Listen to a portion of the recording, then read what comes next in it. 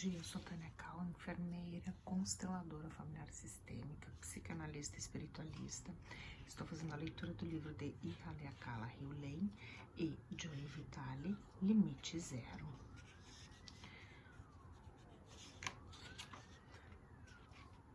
Página 193. A verdade por trás da história.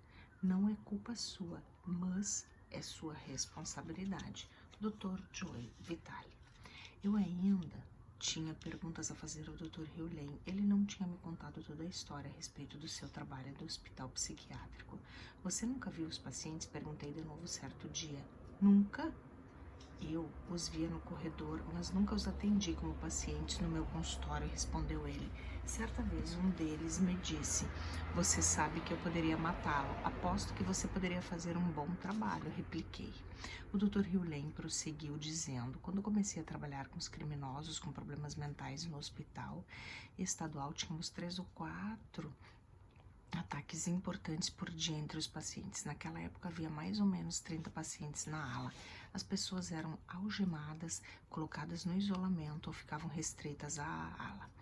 Os médicos e as enfermeiras andavam pelos corredores de costas para a parede com medo de serem atacados. Depois de apenas alguns meses de limpeza, testemunhamos uma mudança completa para melhor. As algemas e o isolamento foram eliminados e as pessoas tiveram permissão para sair e fazer coisas como trabalhar e praticar esporte. Mas o que ele fez exatamente para iniciar essa transformação? Precisei assumir uma completa responsabilidade dentro de mim por ter tornado os problemas concretos fora de mim, disse ele. Tive que purificar os meus pensamentos tóxicos e substituí-los por amor. Não havia nada errado com os pacientes, os erros estavam em mim. Como explicou o Dr. Riulem, nem os pacientes, nem mesmo a ala sentiam amor. Assim ele amava tudo. Eu olhava para as paredes e percebia que elas precisavam ser pintadas, me disse ele. Mas a nova tinta não aderia, descascava imediatamente. Eu não tinha as paredes. Eu então disse às paredes que as amava. Um dia alguém decidiu pintá-las e dessa vez a tinta aderiu. Esse comentário me pareceu no mínimo esquisito, mas eu estava me acostumando às coisas que ele dizia. Finalmente fiz a pergunta que mais estivera me incomodando. Todos os pacientes foram liberados? 2 deles nunca o foram, respondeu o Dr. Riulem. Foram transferidos para outro lugar. De resto, a ala inteira ficou curada. Ele então acrescentou algo que verdadeiramente me ajudou a compreender o poder do que ele fizera. Se você quiser saber como eram as coisas durante aqueles anos, escreva para o Maka Rokala Hamaguchi. Ela trabalhou como assistente social no período em que estive lá. Segui o conselho dele.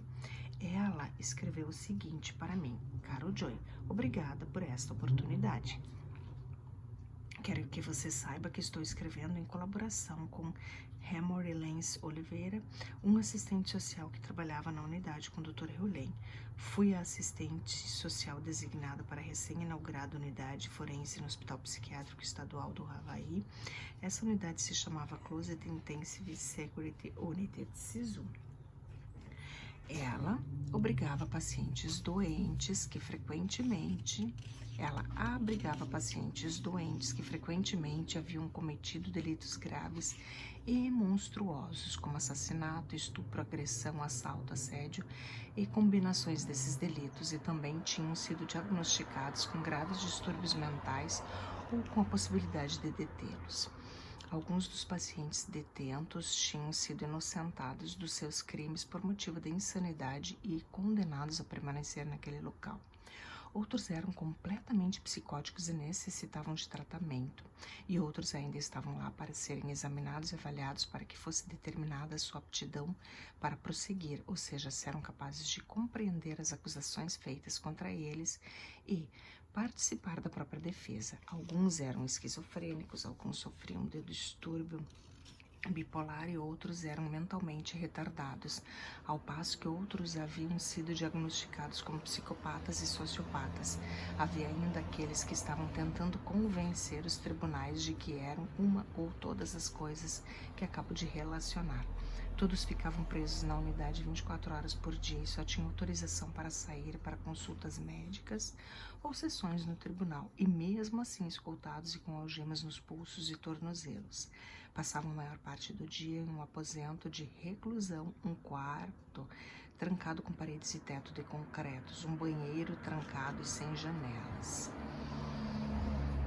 Muitos estavam intensamente medicados, as atividades eram poucas e esparsas, os incidentes eram ocorrências esperadas, pacientes atacando a equipe, pacientes atacando outros pacientes, pacientes atacando a si mesmos, pacientes tentando fugir. Os incidentes com a equipe também representavam um problema. A equipe manipulando pacientes, problemas com drogas, licença médica e seguro de acidentes no trabalho. Conflitos entre os membros da equipe, uma eterna rotatividade nos cargos de psicólogo, psiquiatra e administrador, problemas hidráulicos e elétricos, etc, etc, etc. O lugar era movimentado, explosivo, deprimente e incivilizado.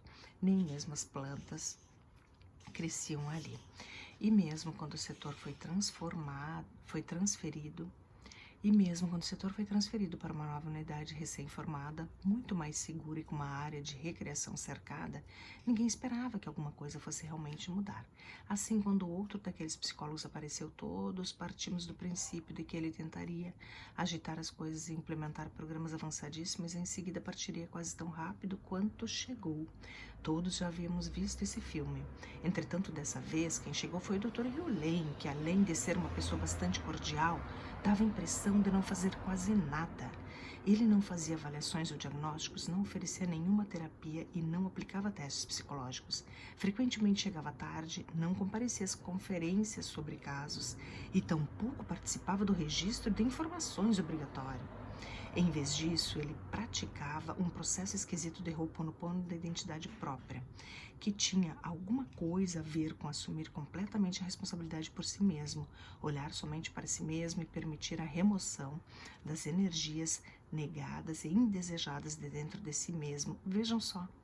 O mais estranho de tudo era o fato de que esse psicólogo parecia sempre à vontade e dava até mesmo a impressão de estar realmente se distraindo. Ele ria muito, divertia-se com os pacientes e com a equipe e parecia genuinamente gostar do que fazia. Ao mesmo tempo, todo mundo parecia amá-lo e apreciá-lo, mesmo parecendo que ele não trabalhava muito. E as coisas começaram a mudar, as celas de reclusão começaram a se esvaziar, os pacientes estavam se tornando responsáveis pelas suas próprias necessidades e assuntos. Também começaram a participar do planejamento e a implementar programas e projetos para si mesmo. Os níveis de medicação também estavam caindo e os pacientes começaram a ter permissão para deixar a unidade sem estar algemados. A unidade adquiriu vida, ficou mais calma, mais leve, mais segura, mais ativa, mais divertida e mais produtiva. As plantas começaram a crescer e os problemas hidráulicos se tornaram quase inexistentes. Os incidentes de violência na unidade passaram a ser raros e a equipe pareceu mais harmoniosa, relaxada e entusiasmada. Em vez de problemas com a licença de saúde e a falta de pessoal, o excesso de pessoal e a perda de cargos se tornaram agora uma preocupação. Duas situações específicas exerceram em mim um impacto memorável. Havia um paciente que sofria gravemente de delírio e paranoia, tinha uma história de violência, havia ferido com gravidade várias pessoas, tanto no hospital quanto em público do lado de fora, e havia sido internado diversas vezes em hospitais. Ele foi enviado dessa vez para Sisu por ter cometido um crime. Eu morria de medo dele, o cabelo na minha nuca ficava em pé sempre que ele estava por perto. Foi então que, para minha grande surpresa, um ou 2 anos depois de Dr. Hewlett ter aparecido, dei com ele caminhando na minha direção, escoltado sem algemas, e não senti nenhum arrepio na nuca. Eu me senti como se estivesse apenas observando sem fazer nenhum julgamento, até mesmo quando passamos um pelo outro com o nosso ombro quase se tocando. A minha reação habitual de estar pronta para correr não se manifestou. Na realidade, reparei que ele parecia calmo.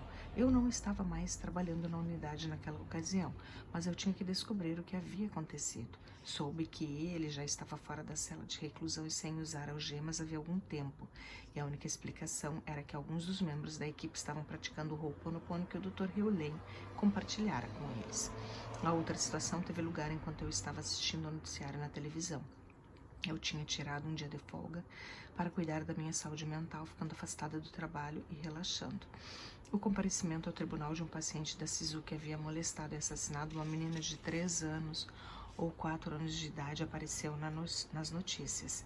Esse paciente foi hospitalizado por ter sido considerado incapaz de se defender das acusações apresentadas contra ele. Ele foi examinado e avaliado por vários psiquiatras e psicólogos e recebeu uma série de diagnósticos que, naquela época, provavelmente teriam conseguido inocentá-lo por motivo de insanidade. Ele não teria tido que ir para a prisão e teria ficado confinado ao ambiente menos restritivo do hospital estadual com a chance de uma liberdade condicional. O Dr. Hewlett havia interagido com esse paciente que, com o tempo, pediu que lhe ensinasse o processo do Ho'oponopono da identidade própria. Ao que consta, ele praticou de forma muito persistente e regular, compatível com sua condição de ex-oficial dos fuzileiros navais. A essa altura, ele fora considerado apto para se defender e foi então marcada uma audiência no tribunal para que ele fizesse a sua contestação. Embora quase todos os outros prisioneiros e seus advogados houvessem optado por se declarar inocentes por motivo da insanidade, provavelmente sempre fariam, não foi o que esse paciente fez. Na véspera do dia em que estava marcado o seu comparecimento ao tribunal, ele dispensou o advogado. Na tarde seguinte, ele se postou no tribunal diante do juiz e proclamou com humildade e remorso: "Sou responsável e lamento o que fiz. Ninguém esperava por isso." O juiz levou alguns instantes para entender o que acabara de acontecer. Eu jogava tênis com o Dr. Hewlett e esse homem em 2 ou 3 ocasiões, embora o paciente tivesse sido extremamente educado e atencioso, eu o tinha julgado. No entanto, naquele momento senti apenas ternura e amor por ele, bem como uma enorme mudança em toda a sala do tribunal. O tom de voz do juiz e dos advogados era agora suave, e todos os que cercavam pareciam estar olhando para ele com um sorriso afetuoso. Foi um momento importante. Assim, quando o Dr. Hewlett perguntou certa tarde se alguns de nós gostaríamos de saber mais a respeito desse Ho'oponopono depois do jogo de tênis, aceitei de imediato, esperando ansiosa que o jogo começasse e acabasse. Quase 20 anos se passaram e ainda tenho profunda admiração pelo que vim a saber depois, que era a divindade atuando através do Dr. Hewlett no Halfway State Hospital. Sou eternamente grato ao Dr. Hewlett e ao processo esquisito que ele trouxe consigo. A propósito, caso você esteja querendo saber, esse paciente foi considerado simplesmente culpado, sem nenhum atenuante devido a uma possível doença mental, tendo sido de certa maneira recompensado pelo juiz, que atendeu ao seu pedido de cumprir a pena em uma penitenciária federal no seu estado natal, onde poderia ficar perto da esposa e dos filhos. Além disso, embora quase 20 anos tenham se passado, recebi um telefonema esta manhã da antiga secretária da unidade que queria saber se o Dr. Hewlett estaria disponível em um futuro próximo para se reunir com alguns membros da antiga equipe, cuja maioria está aposentada. Vamos nos reunir com eles daqui a algumas semanas. Quem sabe o que poderá acontecer? Ficarei com as antenas ligadas para captar novas histórias. Paz, OH. Aí está. O Dr. Hewlett havia de fato realizado um milagre no hospital ao praticar o amor e o perdão. Ele transformou pessoas incorrigíveis e de maneiras consideradas a escória da sociedade. Esse é o poder do amor. É claro que eu queria saber mais. Quando eu estava completando a primeira versão preliminar deste livro, eu enviei ao Dr. Hewlett para que a revisasse. Eu queria que ele verificasse se ela estava precisa. Também desejava que ele preenchesse quaisquer buracos na história a respeito dos anos que passou naquele hospital psiquiátrico. Cerca de uma semana depois de receber o original, ele me enviou o seguinte e-mail: ao Akua. Esta é uma nota confidencial apenas para os seus olhos. Eu a escrevo depois de ler a versão preliminar de Limite Zero. Tenho outros comentários a fazer sobre essa versão, mas eu os deixarei para futuros e-mails. Está concluído, declarou Mona sem ser enfática. O que está concluído? Perguntei. O seu trabalho no Hawaii State Hospital está concluído, embora eu sentisse o caráter final do seu comentário naquele dia de verão de 1987, retruquei. Tenho que dar a eles 2 semanas de aviso prévio. É claro que isso não aconteceu. Nunca foi sugerido que eu fizesse isso e ninguém no hospital mencionou essa possibilidade. Não voltei ao hospital nem mesmo quando fui convidado para minha festa de despedida. Os meus amigos fizeram a festa sem mim, os presentes de despedida foram enviados para o escritório da fundação. No dia seguinte da festa, adorei a minha permanência no Hawaii State Hospital, na unidade forense. Adorei as pessoas da ala. Em algum momento, não sei exatamente qual, deixei de ser o psicólogo da equipe e passei a ser um membro da família. Vivi em estreito contato com a equipe, os pacientes, as regras, as políticas, as panelinhas e as forças visíveis e invisíveis na ala durante 3 anos, 20 horas por semana. Eu estava lá quando as celas de reclusão, as algemas, a medicação e outras formas de controle eram modos de operação regulares e aceitáveis. Eu estava lá quando o uso das celas de reclusão e de algemas simplesmente se evaporaram em algum momento. Quando? Ninguém sabe. A violência física e verbal também se evaporou quase completamente. A redução no uso de medicamentos ocorreu por si só. Em algum momento, sabe-se lá quando, os pacientes passaram a deixar a unidade para atividades de recreação e trabalho sem grilhões de metal e sem necessitar de autorização médica. A mudança na ala de um lugar desequilibrado e tenso para um local tranquilo ocorreu de forma simples e sem esforço consistente. E sem esforço consciente.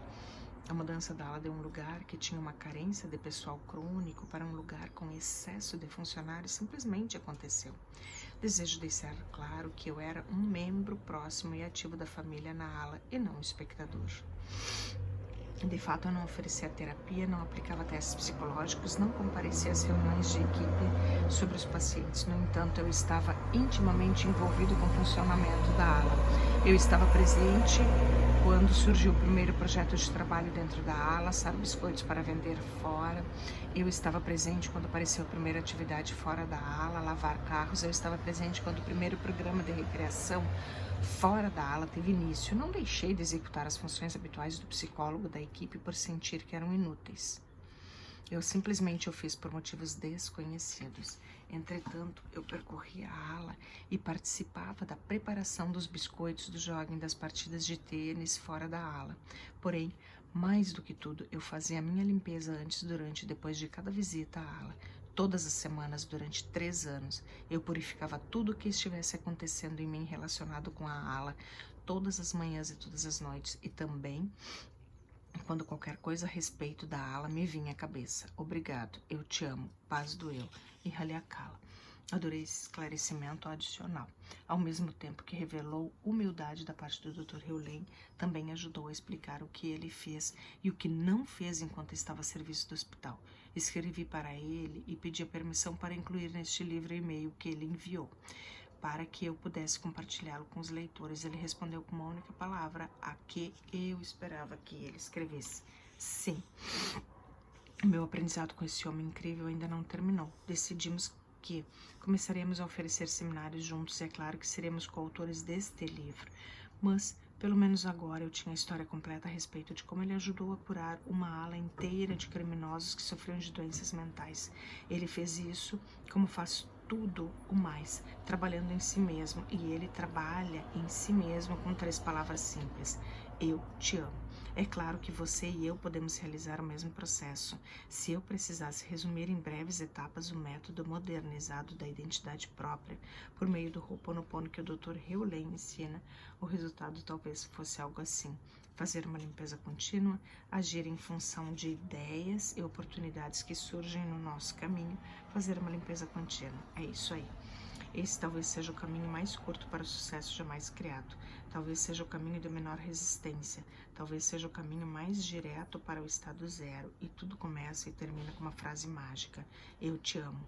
Essa é a maneira de penetrar a zona de limite zero. E sim, eu te amo. E assim terminamos mais um capítulo. Página são 204.